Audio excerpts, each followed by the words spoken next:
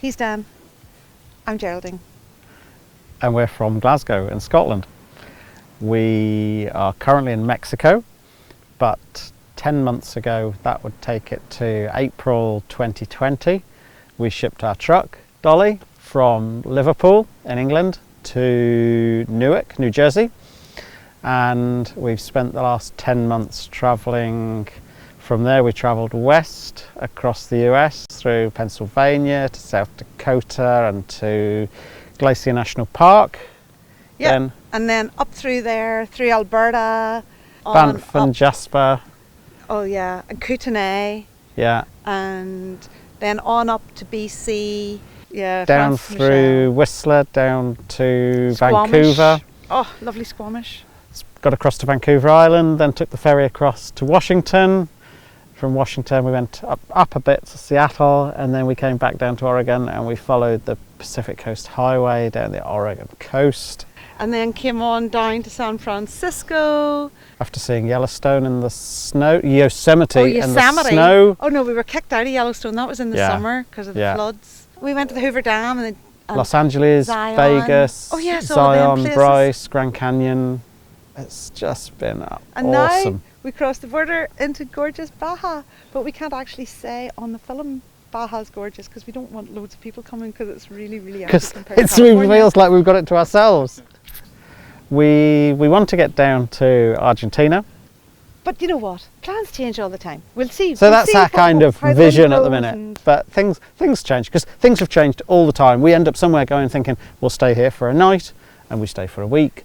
Before we had Dolly, we had a much older Unimog, which was set up very similarly, but its manual gearbox, it was an ex-military truck, it was 45 years old, and it wasn't the easiest to drive. And then we saw an advert for Dolly.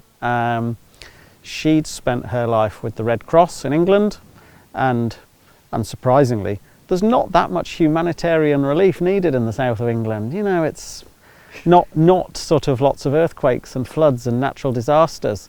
So she was a 15-year-old truck when we got her. She'd only done 22,000 miles in those 15 years. And they'd filled in a logbook of like every journey they'd done, even if it was like 10 miles to go and get fuel. So you could see the whole 22,000 miles, how it had been spent. So she came in white with the sticky mark where the red crosses had been on the bonnet, on the hood and the doors. But they'd spec'd her up really well. They must have been expecting some sort of natural disaster to hit the south of England, because they put a big hydraulic winch on the front. They put an extended range fuel tank, because you know those diesel stations can be so far apart in the south of England. It must be like 7 or 8 miles between fill-ups. They put in the extra depth for wading through water, so she's supposed to be able to go through 4 feet of water. Not that we've tried that. And she just had, as Geraldine said, she just had a flat back with drop down sides and a canvas tarpaulin or canvas cover over the back when we got her. So we didn't have to do much. She was in pretty good shape mechanically. There were a few things that, because she'd been sitting not in so much use, so she needed new batteries and some new sensors which had just got stuck for the air pressure. But on the whole, she was pretty good. Gave her a full service and got her down to Motorcraft, where we got all the modifications made that make her what she is today. Okay, so let me do a bit of a walk round and tell you some of the basics about Dolly. We get asked a lot about the engine. So she's got a 4.2 litre straight 4-cylinder diesel engine with a turbocharger. It's not particularly powerful. Our top speed is 55. It's electronically limited to 55, which is the same with all trucks in Europe. So when we're certainly not the fastest thing on the road, and most of the time we're the slowest thing on the road, but we don't really mind too much. That kind of works for us. Obviously she's 4-wheel drive, but it's switchable. So 99% of the time we're just running in rear-wheel drive, but she's got air-operated diff locks and an air-operated switch to engage the 4-wheel drive. So on this sort of stuff where the traction's pretty good, we've just aired down the tyres, which is really easy because she's got central tyre inflation system. So you can flick a switch in the cab and the tyres are linked to the air compressor, which runs for the air brakes on it. And you can just sit there and air the tyres up and down from the comfort of your driver's seat, which at first, there's not much call for that in the south of England or even in Scotland where we're from. But over here, it's been really useful for stuff like this and on some of the forest roads. On the front, she's got a good American hydraulic winch. It's a Ramsey winch and it's rated at £12,000. So we've used it, I think we've rescued about 5 other people now with it since we've been over here, and pulled ourselves out of bother once when we were up in Whistler, but I won't go into the details of that. It was a little bit embarrassing. Fitted extra lighting, that was done by Motorcraft, because the standard headlights on Unimogs are really pretty awful. It just comes with 55 watt halogen bulbs as standard, so we've put LEDs in and there's LED light bar, and it's just, once you're travelling at night and you put the lights on, it's absolutely awesome. It's like daylight. We've got the vertical exhaust stack at the side, which is quite unusual for Unimogs. On these, to get at the engine or to get at the gearbox, you tilt the cab. The cab has hinges on at these points, and so once you've disconnected it from the back and undone the bolts, you can pump the hydraulic jack and the cab will lift up, and this just separates here. But it's quite a neat addition, that, as I say, because it's normally it takes up space here which would otherwise be needed for the stairs and such like if it wasn't up vertically like that. I'll not talk about the inside just yet. Maybe I'll go around to the back because this is the less interesting side. Hey Tucker. Oh, we've got storage. I'll tell you about the storage, sorry. So underneath the bed on each side, rammed full of stuff because we've collected stuff as we've gone now. We've just behind there, we've carried it all the way from the UK. We've got a small washing machine, which we've never even used. We've just not needed it because we didn't expect to find laundromats everywhere. But at least there's room there for Geraldine's fishing rods. And we've got a 5 kVA inverter, which runs off the batteries, which are charged by solar. So we can run not 110 volt, but we can run 220 volt, 230 volt appliances that we've bought across from the UK. At the back here, this is quite an interesting contraption. It's really been built for the spare tyre at the back, because that weighs in the order of about 250 pounds, or what would that be? That would be about 110, 120 kilos. So you don't stand a chance of lifting that up there on your own, or I certainly don't. So the winch underneath there is electrically powered, and that just goes up to a pulley beneath the window and raises and lowers this platform. So we got a puncture when we were in just west on our way to Vegas. So luckily we just stopped for the night, and the next morning lowered this down, rolled off the spare wheel, swapped them over and put the other one back on and lifted it up. And it's useful for carrying the blocks. And we've got some empty jerry cans here. We did have 2 fuel tanks on originally, but we had to take one off to make room for the steps up into the back. And so since we lost the extra fuel tank, we've got a couple of jerry cans there on the side. And we're collecting stickers where we go. So if people come up and go, hey, where you been? We can just go, that's where we've been. It saves a lot of time.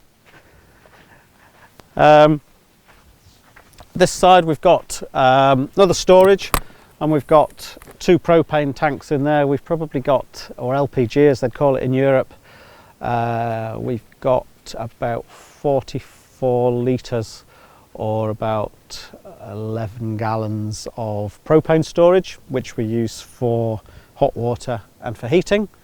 It's pretty good, quite pleased with that. And we've got the water fill point here is 275 litres, so that's, I think, in the order of about 70 gallons of fresh water storage. We've got a grey water tank here. There's no black water tank because the toilet's composting, which we'll come on to. And we've got a 250 litre, which would be about a 60 gallon fuel tank. Diesel, of course. And we've fitted the absolutely compulsory air horns up on top of the cab. We did that in Chicago. We started off with a little beep beep horn, and you just can't drive a truck like this with a beep beep horn. Oh, and we've got a snorkel. So yeah, that came as standard on it.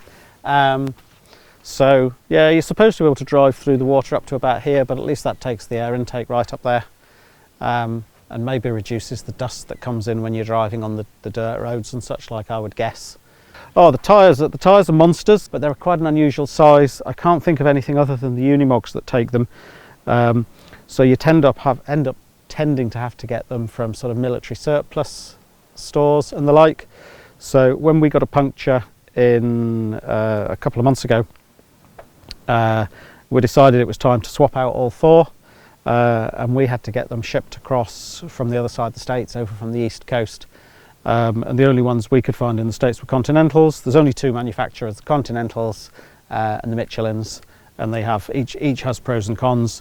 These are a bit of a softer ride because they've got a 16 ply sidewall as opposed to a 20 ply sidewall, which is a bit stiffer and gives for a bit of a bumpier ride. The old tyres, astonishingly, they were original on the truck. They were manufactured. They've got a manufacture date of 2005 on them, so they were, at the time, 17-year-old tyres. They had done 50,000 kilometres, and they still had 12 millimetres of tread left on them, down from the original 18. So if it hadn't have been for the age and the deterioration on the age, they'd have gone on forever. These are a softer compound. They won't wear as long, but they give us a smoother ride. So there's benefit in that. Okay, let's go check out the inside.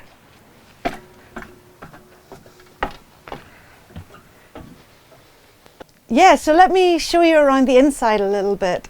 So this is the house. As you can see, we've got a lovely little sitting room here. Underneath we've got storage. We have a table, but we've got actually a double table here. So we also have our chess table under here for all those long nights in the winter in Canada. And we have a little special pulley out chair here as well. So this one here can slide away, but I use it as the shoe cupboard because we're constantly going between boots and sandals. So we've got some storage up above here. Before we move on to the bedroom, let me show you this window. This is a cracker. This is called a safari hatch, and Motorcraft, who did the inside for us, this is one of the features they have, and we just loved it.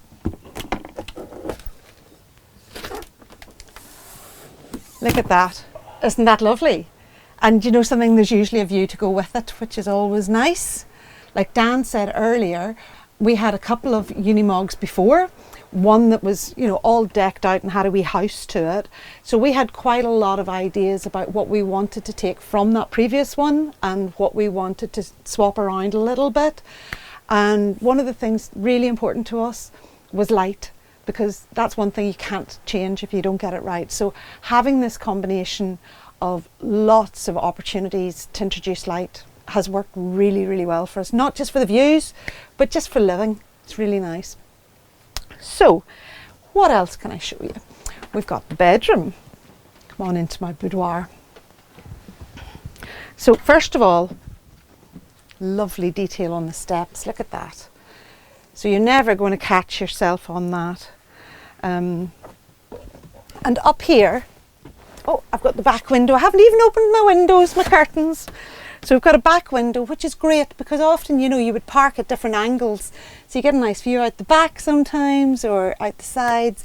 And we also have the joy, which is the sunroof.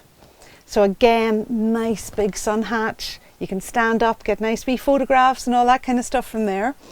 And then we have some storage. So what we did was, now this worked really well for us in the last place, so we decided just to bring it over this time. We have all of our clothes just inside these little IKEA boxes. Really handy, everything's just rolled up. All the clothes fit in here. You know, it's great. But we have more storage around the top, a little pokey in here, and that brings us round to, this is a full double bed, by the way, so it's nice and comfy. And then in here we have all of our provisions. So nice and easy to get at. I love my kitchen. So I have a nice deep sink here. So we've got a wee hob with 2 rings on it, and it's gas under glass. So you've got all the quick responsiveness of gas, but the safety of it being under glass. And then we have my favourite cooker. So this is a 3-in-1 cooker. It's a broiler, which is a grill in UK, an oven and a microwave. So really handy to be able to have all of them in such a small space. We have a fan, an extractor fan. Not that we often use it because we've got the windows, so we don't often use this, but we've got it. And then our absolute luxury item, the one you want to bring to your desert island, is the proper sized fridge and the freezer, which is virtually empty at the minute because we've just crossed the border, but that will get all filled back up again. And then we've got some more storage for essentials like the cocktail maker, the coffee pot and the frother. In here we have the control centre, and so from here we can see what's happening with our batteries, how much water we've got, what wastewater we've got, what we're drawing from the solar panels that are on the roof. We have our water pump switches. We've got really lovely bright lights outside, all activated from here. And this is our inverter controls, where we do our hot water, our central heating from, and all of that kind of stuff. So really important cupboard for us. So the door into the bathroom, it's really cool. So it goes in both directions, the way it's hinged. And again, this is another Motorcraft feature, so really handy. So if, for example, through, you know, well, somebody's coming in, you're coming in, it just makes more sense to push open. But when you're cleaning in here, it makes more sense to have the door open so that you can get up the shower tray and be able to take that out to be able to clean. It also means that although we've got little fan heaters popped around the inner part, that we can also just have the heater and have the extra heat coming through here. So by having the door being able to open in this direction. So it just works out really handy. We have a composting toilet. If you haven't used a composting toilet and you're in 2 minds whether you want one or not, the answer is yes, you want one. I have a super sensitive sense of smell, and I thought, oh my goodness, is this definitely something that I will be able to live with? No smell, no smell. So proper full height, and you basically pee in the front and poo in the back. Simple as that. There's some sawdust in it. It's really, really simple. And then we have a little sink here, and the shower head pulls out, so it's handy to be able to have a wee wash. And again, a little bit more storage, and we have a crawl through into our cab. Now why would you want that? Well, do you know something? You never know what's around the corner. So just if we wanted to get out quick, we could get out there.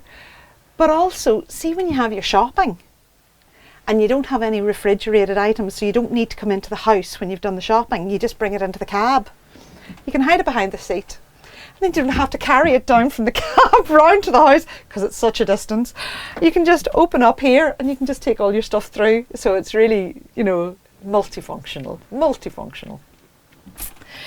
Now, one thing I didn't tell you about, just when you're talking about the safety feature of having that crawl through, is that we put cameras up.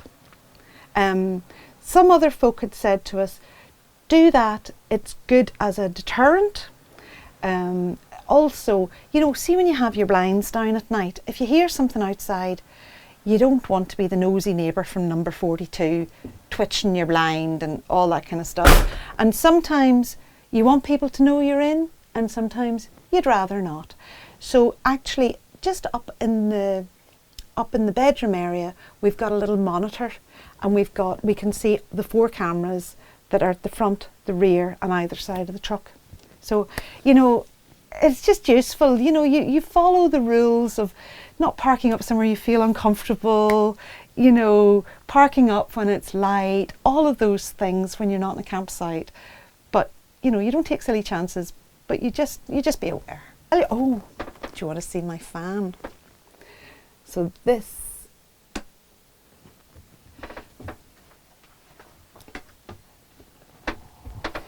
the Icon fan. We had one of these in our kitchen at home, and then we ended up with one of these in our bathroom at home, and it just gradually opens up, and if you have the window cracked just a little bit in the kitchen, it just creates that through flow just to have a little bit of air coming through. So again, it's not as hungry for energy as now the extractor fan would be above the cooker. So look, isn't that beautiful action? Just little things like that that make life just that little bit more colourful. So this is Dolly. We're loving being on the road with her. We're missing everybody, all our friends and family at home, but the joy of social media and FaceTime and WhatsApp, we're always in contact. Dolly is just working out so well for us, isn't she? Yeah. You know, it feels like there's 3 of us on the road. And, you know, we've been making little videos and stuff as we've been going of some of our things. So, Dan, we've got the YouTube channel, which... The YouTube channel, we post on Instagram, we've got a Facebook page, and we've got a website. And they're all under Dolly's Diary, apart from the website, which is dollysdiary.uk. And, of course, if you see us on the road, say hello. If you pass us on the road, give us a wave and a toot. Yeah, and we'll give it a bit of honk honk. Yeah.